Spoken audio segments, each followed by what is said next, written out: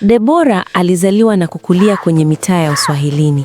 Nyumba yao ilikuwa ya chumba kimoja, ukuta umechoka, bati limejaa matundu na sakafu ilikuwa ya udongo uliokanyagiwa miaka mingi. Kila asubuhi aliamshwa na kelele za mtaa, watu wakigombania maji, watoto wakilia. Baba Debora alikuwa mfanyakazi wa vibarua wa kubeba mizigo sokoni, mtu aliyefanya kazi nzito lakini hakuthaminiwa hata kidogo. Kila siku aliondoka mapema na kurudi jioni akiwa amechoka. Mara nyingi alirudi mikono mitupu. Hii siku, Debora alipomwangalia baba yake aliona mtu asiye na nguvu, asiyeheshimika. Hivi maisha ni kubeba mizigo tu kila siku? Debora aliuliza kwa dharau. Baba Debora alimjibu kwa sauti ya upole. Ndiyo kazi niliyoipata mwanangu. Debora akacheka kwa kejeli. Kazi ya watu walioshindwa. Sasa huyu Debora, mama yake alifariki akiwa mdogo sana. Maisha yao yakabaki kuwa ya wawili tu, hali iliyoongeza mzigo mkubwa kwa baba Debora. Alijikuta akifanya kila kitu peke yake, kuosha vyombo, kupika na kutafuka ada kwa jasho na maumivu. Alijinyima hata chakula ili Debora asikose shule. Usiku alikuwa anakaa akiwaza, akijiuliza kesho atapata nini cha kumlisha mtoto wake. Lakini Debora hakuthamini jitihada hizo hata kidogo. Siku moja, Debora alimwambia baba yake bila huruma, kama ungekuwa mwanaume wa maana, tusingeishi hivi. Baba Debora akamjibu kwa sauti iliyovunjika, ninachofanya ni kwa ajili yako. Debora akamkatiza, ungekuwa unafanya kwa ajili yangu, tusingeishi haya maisha. Maneno yale yalimuumiza baba Debora sana, lakini hakujibu. Siku zikapita na chuki ya Debora ikaendelea kukua. Kila kitu nyumbani kilimkera, nguo zilizochoka, chakula cha kubahatisha. Angalia jirani ana friji, sisi hata sahani hazitoshi. Maisha yalikuwa magumu sana kwa Debora sababu ya kujilinganisha. Baada ya muda, Debora akawa mkaidi kabisa. Hakusikiliza ushauri wowote kutoka kwa baba yake. Mara nyingi akimwambia baba yake, wewe hujui maisha ya sasa, wazazi gani maskini. Maneno yale yalikuwa makali kama sumu. Baba Debora alijikuta akikaa kimya mara nyingi, akivumilia kila tusi. Debora alipokuwa shuleni hakutaka kabisa kuwa na marafiki. Alijaa hasira. Kila alichofeli au kudharauliwa alihusisha na baba yake. Alianza kuamini kama baba yake angekuwa tofauti, maisha yake yangekuwa bora. Mawazo hayo yakamzidi kuwa mkaidi na mwenye chuki. Hakutaka tena kusikia neno vumilia. Siku moja, baba Debora alipata hela kidogo baada ya kazi ngumu sana. Alirudi nyumbani akiwa na tabasamu, akamletea Debora daftari jipya. Haya mwanangu, jitahidi, alisema kwa furaha. Debora akalitazama na kusema, hilo tu? Baba Debora akajibu, ndicho nilichoweza leo. Debora akamjibu kwa kejeli, ndio maana sitaki maisha yako. Alitupa daftari mezani na kuingia chumbani. Baba Debora alikaa kimya, macho yakimjaa huzuni. Kadri siku zilivyopita, Debora akaanza kuona baba yake kama mzigo mkubwa unaomzuia kufanikiwa. Aliongea kwa sauti, natamani ningekuwa na baba wa heshima, mwenye pesa na sauti. Nisingeombaomba kama wewe, alimwambia. Baba Debora akamjibu kwa uchungu, najitoa kila siku kwa ajili yako, lakini hujawahi kuthamini kabisa jitihada zangu. Debora akamkatiza na akamjibu kwa dharau kubwa, umejitolea lakini umefeli. Maneno hayo yalimuumiza baba Debora kuliko mizigo aliyobeba sokoni. Usiku mmoja, baba Debora alikaa akimwangalia Debora akiwa amelala, macho yake yakijaa machozi, akiwaza ni wapi amekosea au kama kuna kitu angefanya tofauti ili mwanae amkubali maisha yake. Debora naye alilala akiwa na chuki moyoni, akiwaza jinsi atakavyotoka kwenye maisha hayo. Hakuna aliyemuelewa mwenzake. Nyumba ilikuwa kimya lakini imejaa mvutano. Asubuhi moja, Debora aliamka akiwa na hasira hata kabla jua halijachomoza vizuri. Alivaa sare yake, akajikaza kamba za viatu zilizochoka huku akiguna. Baba Debora alimwangalia na kusema kwa upole, leo nitakupeleka shule mapema. Debora akageuka ghafla na kusema kwa ukali, usithubutu, sitaki kuonekana na wewe barabarani. Baba Debora akashtuka na kuuliza, kwa nini mwanangu? Debora akamjibu kwa dharau, unanifanya nichekwe. Watu wanajua wewe ni nani. Baba Debora akavuta pumzi ndefu na kusema, sioni kosa katika kazi yangu. Debora akacheka kwa kejeli. Kosa ni umaskini wako. Debora akachukua begi lake na akasema kwa hasira, ole wako unifuate. Akafungua mlango, akaubamiza na kuondoka. Hii siku kulikuwa na kikao cha wazazi shuleni.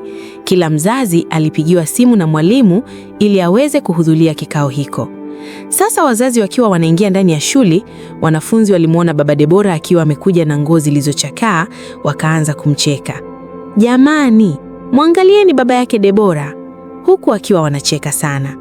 Kumbe Debora alikuwa amekaa pembeni kwa kujificha, huku akiwa anaumia sana moyoni. Alijisemea, haya yote niliyajua, ndio maana kila siku ninamwambia asiwe anakuja shuleni kwetu, lakini hataki kunisikiliza. Tazama alivyo mchafu, ameyataka mwenyewe, acha watu wamcheke. Baadaye jioni aliporudi, alimkuta baba yake amekaa nje ya nyumba. Debora alikuwa kama amewashwa betri. Alianza kwa kumfokea sana baba yake. Alisema, una kiherehere sana wewe mzee. Kwani wewe si nilikwambia usije shuleni kwetu? Ulihisi na kutania. Kwanza na afadhali hiyo aibu sijaipata mimi. Nilijua haya yote yatatokea, ndio maana sikuwahi kutaka wewe uje pale shuleni. Baba Debora alisema, kwani kosa langu mimi liko wapi? Mimi niliitwa na mwalimu, nikaambiwa niende kwenye kikao. Debora akasema kwa hasira, kwani wewe ni bubu? Ulishindwa kumwambia kwamba siwezi kuja? Tazama aibu iliyokupata leo. Kwanza ndo ukome. Debora akaondoka na kuingia ndani, na hapo nje baba yake alikuwa amebaki na maswali mengi sana, huku akisikia uchungu mtoto wake mwenyewe kumdharau. Alijisemea, ni aheri angekuwepo mama yake, labda angenisaidia kumlea.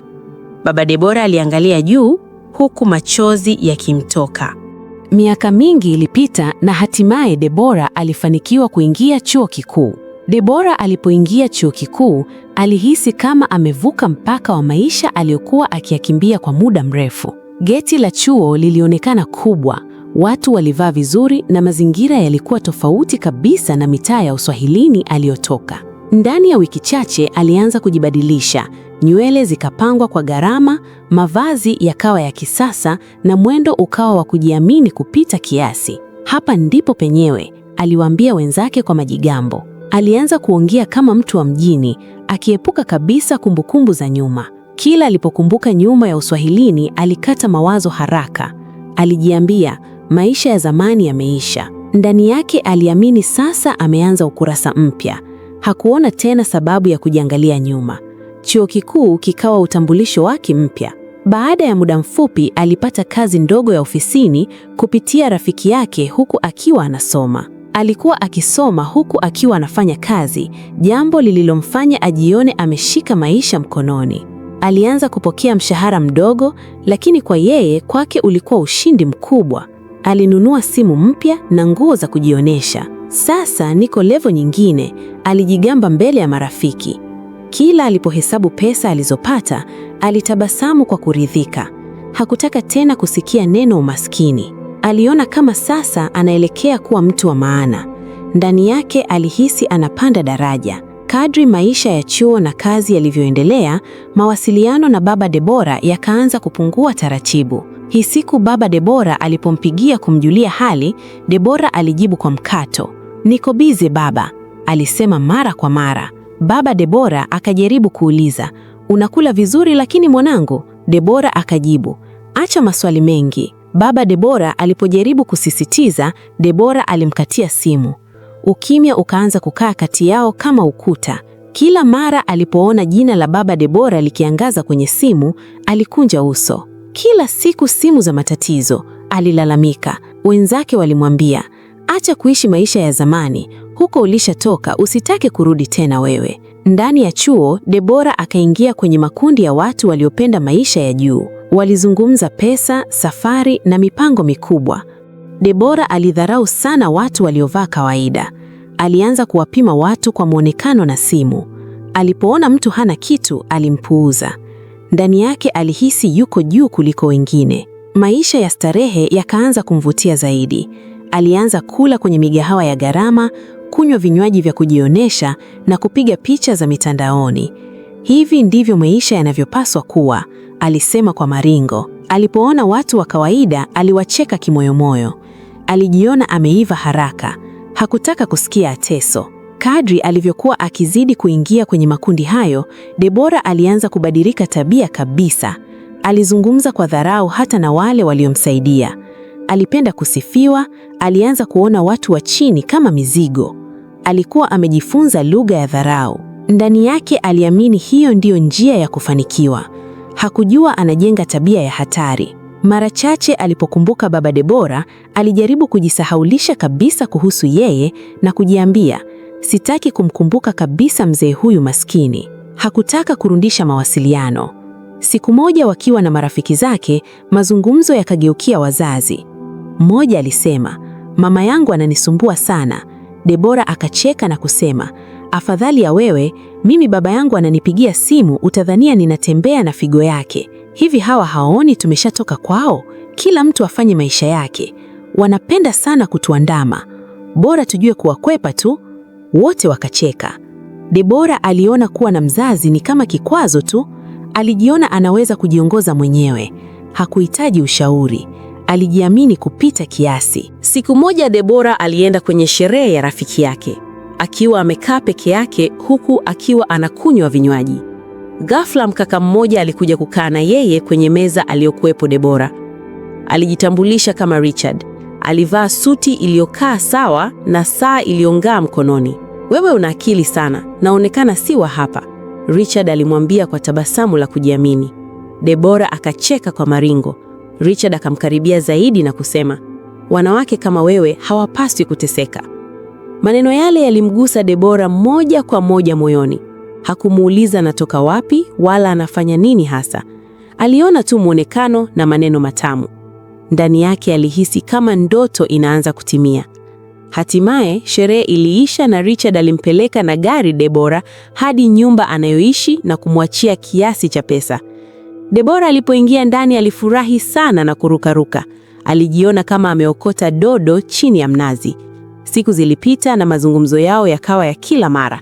Richard alipiga simu mara kwa mara, akituma ujumbe wenye maneno ya kumlewesha. Na kuona mbali na watu wa kawaida, alimwambia. Debora akajibu kwa furaha, hata mimi najiona hivyo. Richard akacheka na kusema, ndio maana tunafanana. Alimpeleka kwenye migahawa ya kifahari na kumfanya ajihisi wa kipekee. Debora alipiga picha na kuziweka mitandaoni kwa majigambo. Marafiki zake walimpongeza, umeangukia pazuri. Debora akajibu, nilistahili. Kadri walivyozidi kukaa pamoja, Richard alianza kumtenga Debora na watu wengine taratibu. Marafiki zako wanakuonea wivu, alimwambia.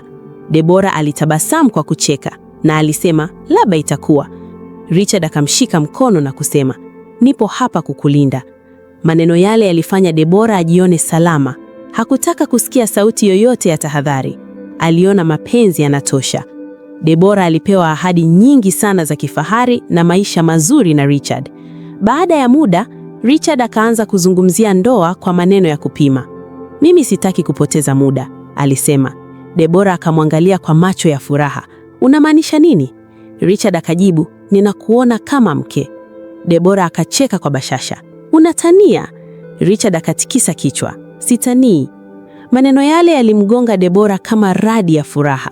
Alianza kuota gauni jeupe na sherehe kubwa.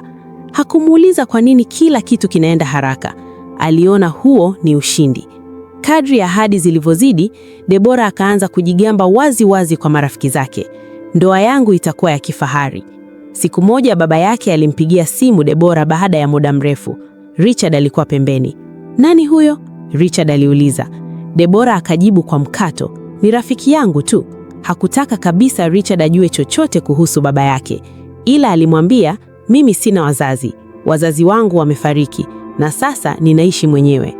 Richard alimuonea huruma sana. Basi baada ya mwaka kupita, hatimaye Debora alimaliza chuo kikuu. Hakutaka kabisa baba yake ahudhurie mahafali yake. Na baada ya kuhitimu tu, alianza kupanga mipango ya harusi. Aliamua isiwe ya kawaida hata kidogo. Alitaka iwe onyesho la nani yeye sasa ni nani. Ukumbi mkubwa ulihifadhiwa katikati ya jiji, mapambo yakawa ya bei mbaya, maua yakaletwa kutoka mbali na kila kitu kikaandaliwa kuonyesha fahari na utajiri.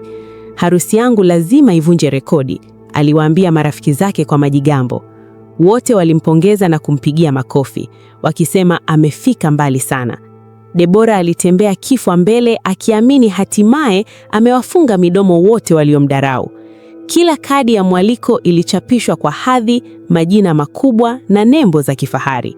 Alifurahia kuona watu wakizungumza juu yake. Alitaka gumzo, alitaka macho yote yawe kwake. Ndani yake aliamini hii ndiyo siku ya kuthibitisha thamani yake. Kadri siku ya harusi ilivyokaribia, taarifa zake zikawa gumzo kila kona ya mji.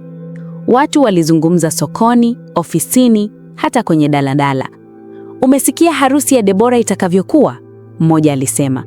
Ni ya watu wakubwa, si ya mchezo. Yaani, aliitangaza harusi yake kwa kila mtu. Alihakikisha jiji zima linasimama kwa harusi yake. Alitaka umaarufu na kujulikana hata kwa watu wasiomjua. Lengo lake ni kila mtu amjue yeye ni nani na awakomeshe maadui zake wa sekondari waliokuwa wanamcheka na kumwambia mtoto wa mbeba mizigo. Alihakikisha kila mtu ujumbe unamfikia. Debora alifurahia kila habari iliyomfikia. Aliona kama maadui zake wanataka kujiua. Alijiona amefanikiwa kuliko wote aliowahi kukuwa nao. Hakujali tena alikotoka. Alijali tu anakoonekana anaelekea. Kila alipofikiria maisha ya nyuma, alitikisa kichwa kwa dharau. Alijipa moyo kuwa amefanya maamuzi sahihi. Katika mitaa ya Uswahilini, habari hizo pia zilifika, lakini kwa njia tofauti. Hii siku akiwa anakatisha mitaa ya mtaani kwao, majirani walipomwona walizungumza kwa mshangao. Kumbe mtoto wa yule kibarua anaolewa kwa mbwembwe hivyo, mmoja alisema, na baba yake hajui chochote. Baba Debora alipoyasikia maneno hayo kwa masikio yake mwenyewe, alisimama kama aliyegongwa na radi. Alisikia harusi ya binti yake sio kutoka kwake, bali kwa majirani. Moyo wake ulidunda kwa nguvu. Inawezekanaje mtoto wangu anaolewa bila kuniambia? Aliuliza kimoyomoyo. Maumivu yakamjaa ghafla. Alikaa kimya kwa muda mrefu, akitafakari bila kupata jibu. Baba Debora alirudi nyumbani taratibu siku hiyo, miguu ikiwa mizito kuliko kawaida. Alikaa kwenye kiti chake cha zamani, akitazama ukuta uliopasuka. Mawazo yalizunguka kichwani kama upepo mkali. Alikumbuka jinsi alivyomlea Debora kwa jasho na kujinyima. Alikumbuka siku alizolala njaa ili binti yake asome. Sasa binti yake anaolewa bila kujua. Labda amenisahau kabisa, alisema kwa sauti ya chini. Machozi yakamjaa. Alikaa kimya, akimeza uchungu. Ndani yake kulikuwa na maswali mengi yasiyo na majibu. Baada ya muda, jirani mmoja alipita nje na alimwambia, "Mzee, harusi ni weekend hii." Baba Debora akamwangalia bila kusema chochote. "Ukumbi ni mkubwa sana, watu wa pesa wanakuja. Hongera sana." Huyo jirani aliongea bila kujua kwamba baba yake hajaitwa hata kwenye harusi. Baba Debora alijaribu kumpigia Debora, simu haikupatikana.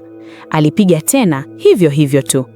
"Hata kuniambia hakuona umuhimu," alisema kwa uchungu. Ndani yake alihisi bado ana nafasi. Alitaka kumwona binti yake siku hiyo muhimu. Usiku huo, Baba Debora hakulala. Alikaa akiwaza, akijiuliza kama aende au asiende. Alijua hakualikwa, lakini alijua pia yeye ni baba. Nikikaa bila kwenda, nitajilaumu milele, alijiambia. Alikumbuka jinsi alivyompeleka shule bila kuchoka. Hata kama hakunialika, mimi nitakwenda, aliamua. Uamuzi huo haukuwa rahisi, lakini ulikuwa wa moyoni. Alijua anaenda bila heshima, bila mwaliko, lakini kwa upendo. Alijiambia atakwenda kimya kimya. Siku ya harusi ilipofika, jiji lilikuwa na pilika nyingi.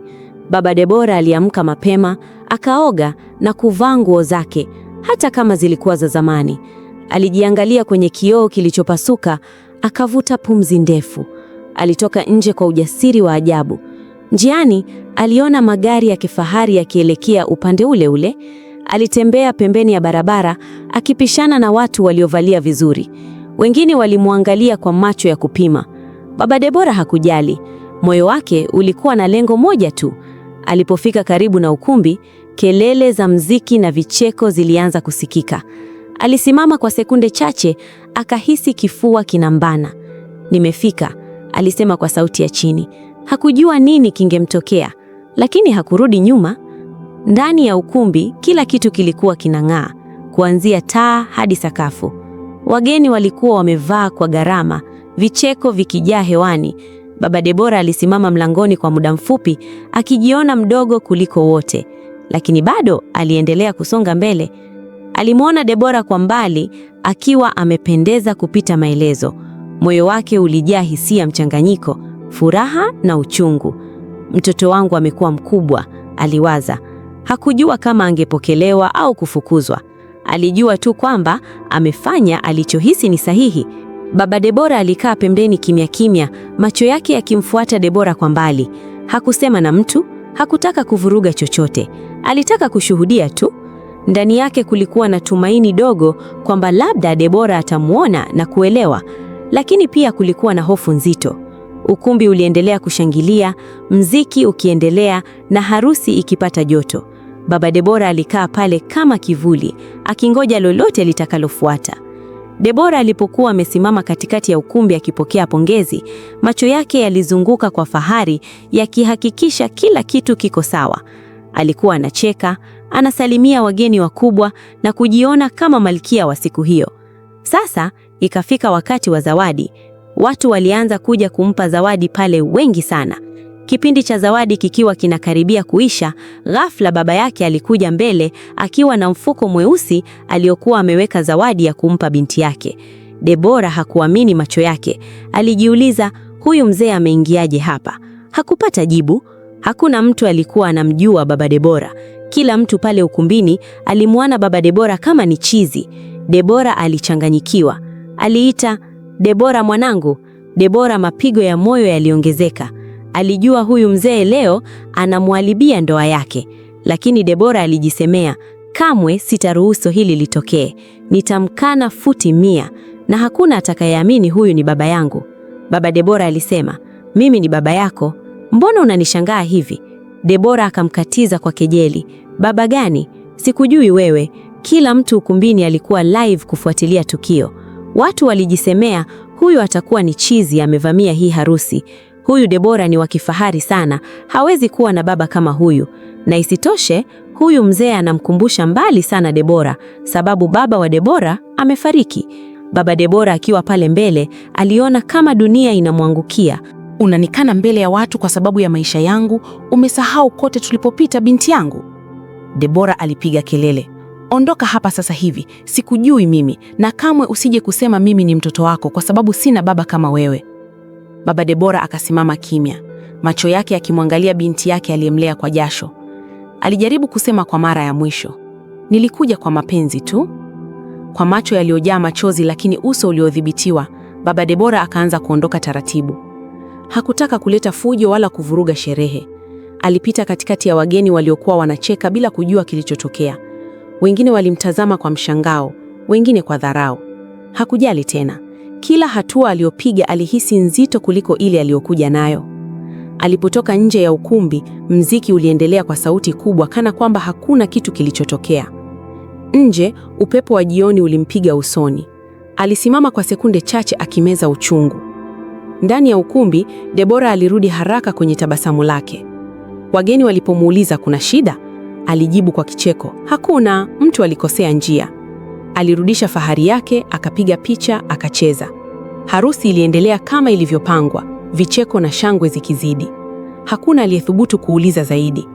Debora alijaribu kujisahaulisha tukio lile. Alijiambia, nimefanya sahihi.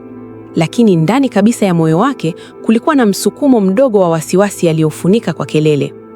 Baba Debora alitembea kurudi nyumbani peke yake, barabara zikionekana ndefu kuliko kawaida. Alikumbuka maneno ya Debora yakirudia kichwani mwake kama mziki mbaya. Alijiuliza kama kweli alikosea kumlea kwa upendo huo wote. Alisimama njiani na kukaa kwenye jiwe kwa muda, akiinamisha kichwa. Hakulia kwa sauti, machozi yalitiririka kimya kimya. Labda huu ndio mwisho wangu kwake, alisema kwa sauti ya chini. Hakumlaumu, alimwonea huruma tu. Moyo wake ulikuwa umevunjika kabisa. Usiku ulipoingia, baba Debora aliwasili nyumbani kwake kimya kimya. Nyumba ile ile ya zamani ilimkaribisha bila kuuliza maswali. Aliketi kwenye kiti chake na kuvuta pumzi ndefu. Harusi ya binti yake iliendelea mbali huko mjini, mziki ukipiga, vicheko vikilipuka. Hapa kulikuwa na ukimya tu. Alitazama dari iliyochoka na kufunga macho. Mungu amlinde, alisemea kimoyomoyo. Hakutamani kulipiza chochote, alitamani tu Debora apate furaha ya kweli. Wakati huo huo, Debora alikuwa akicheza katikati ya ukumbi, wageni wakimpongeza, kamera zikimfuata.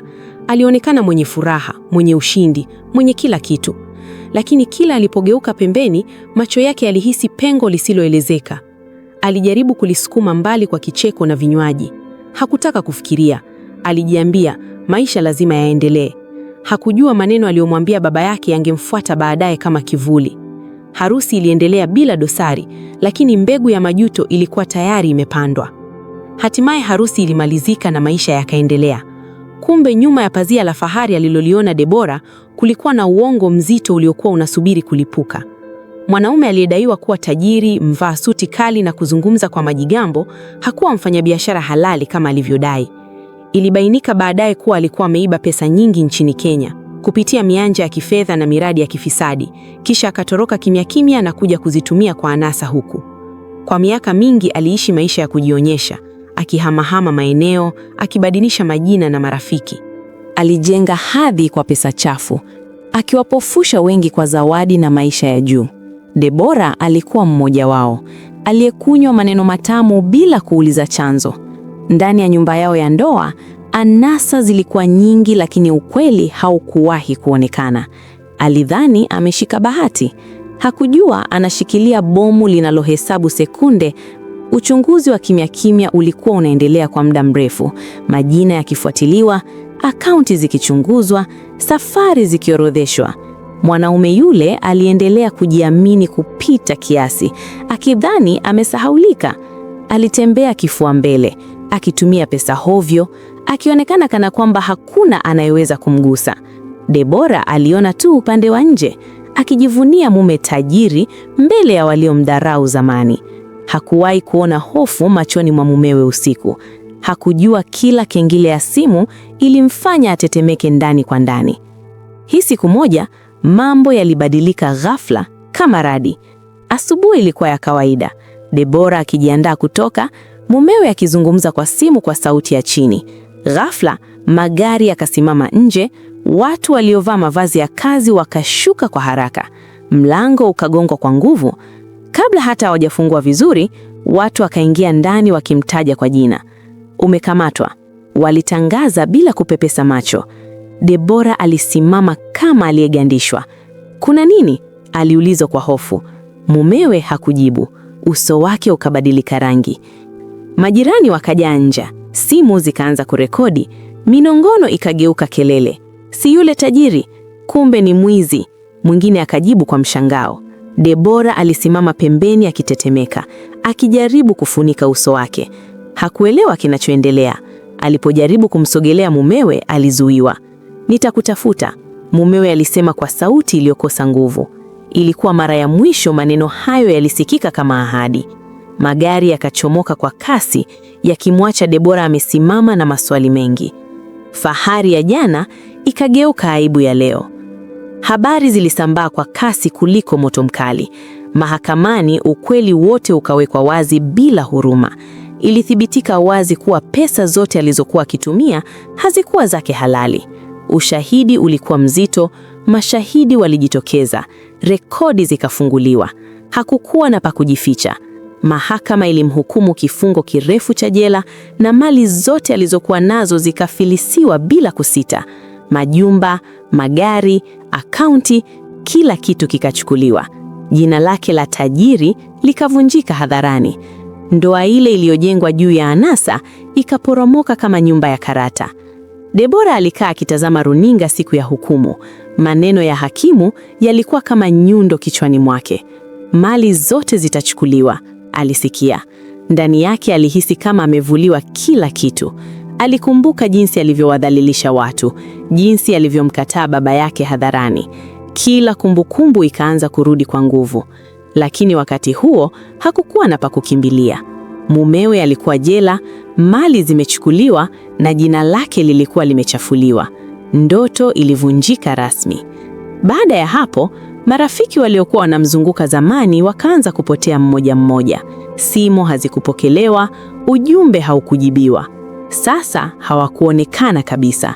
Debora alijikuta peke yake kwenye nyumba ambayo haikuwa tena yake. Alilazimika kuondoka kimya kimya, bila kelele. Hakuna aliyempa bega. Alianza kuhangaika kutafuta msaada, lakini milango ilifungwa. Alionja upande wa pili wa maisha aliyoyadarau. Siku zikageuka kuwa ngumu kupita kiasi. Debora alihangaika kupata kazi, lakini jina lake lilikuwa limechafuliwa. Watu walimwangalia kwa shaka. Si mke wa yule tapeli, walinong'ona. Alipata kazi ndogo ndogo zisizo na heshima, akirudi nyumbani akiwa hoi. Chakula kilikuwa cha kubahatisha, kodi ilikuwa mzigo. Alikumbuka nyumba ya baba yake aliyodharau, sasa ikionekana afadhali kuliko maisha ya sasa. Alianza kuelewa maana ya kuvumilia, lakini ufahamu huo ulifika ukiwa umechelewa. Usiku mmoja, akiwa amekaa peke yake, Debora alijikuta akilia kwa sauti kwa mara ya kwanza baada ya muda mrefu. Alikumbuka maneno aliyomwambia baba yake siku ya harusi.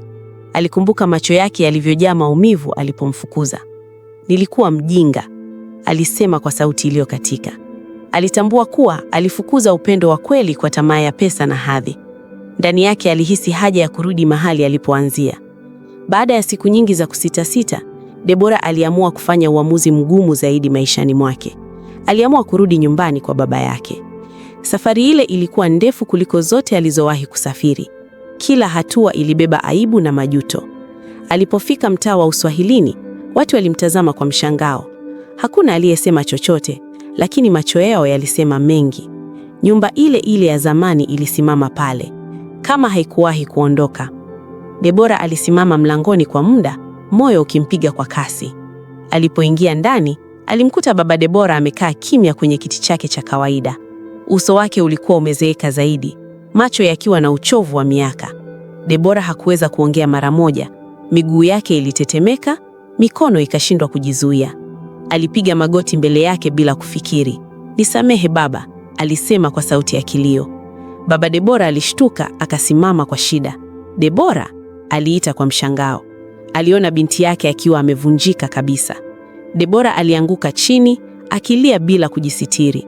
"Nilifanya makosa makubwa," alisema kwa sauti ya kukatika. "Nilijali pesa, nikadharau upendo wako."